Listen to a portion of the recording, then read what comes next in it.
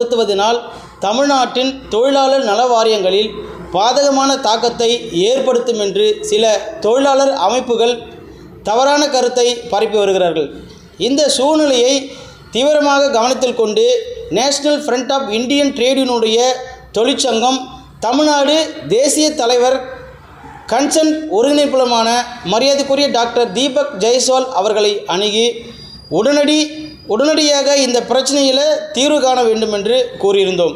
தொழிலாளர்களின் நலனுக்கு முன்னுரிமை அளித்த மரியாதைக்குரிய டாக்டர் ஜெய்ஸ்வால் அவர்கள் டிசம்பர் 10, 2025 அன்று இந்திய அரசின் தொழிலாளர் மற்றும் வேலைவாய்ப்பு அமைச்சகத்திற்கு அதிகாரப்பூர்வ பிரதிநிதிகளை உடனடியாக அனுப்பியிருந்தார்.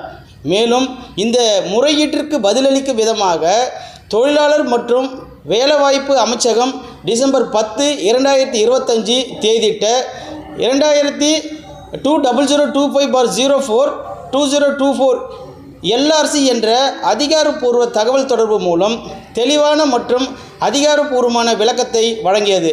புதிய தொழிலாளருக்கான தற்போதுள்ள சமூக பாதுகாப்பு திட்டங்கள் தொடரும் என்றும் அந்த குறிப்பில் குறிப்பிடப்பட்டிருந்தது.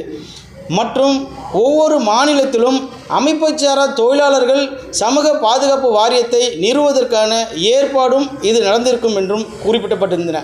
இது மட்டும் இல்லாமல் பல்வேறு பிரிவு அமைப்புச்சாரா தொழிலாளர்களுக்கு பொருத்தமான பாதுகாப்பு மற்றும் நலத்திட்டங்களை மாநில அரசிற்கு பரிந்துரைக்கும் என்றும் குறிப்பிடப்பட்டிருந்தன. எந்த மாநிலத்திலும் தொழிலாளர்கள் நல வாரியங்களில் எந்த பாதகமான விளைவு ஏற்படாது என்று திட்டவட்டமாக தெளிவுபடுத்தப்பட்டிருக்கிறது. தொழிலாளர்களிடையே தேவையற்ற அச்சத்தை உருவாக்கும் நோக்கில் இத்தகைய அடிப்படையற்ற குழப்பமான மற்றும் தவறான பிரச்சாரத்தை national front of Indian trade union தொழிற்சங்கம் தமிழ்நாடு கடுமையாக கண்டிக்கிறது. தொழிலாளர்களுக்கு துல்லியமான உண்மையும் மற்றும் நம்பகமான தகவல்களையும் வழங்குவதில் இந்த அமைப்பு உறுதியாக உள்ளது. மேலும்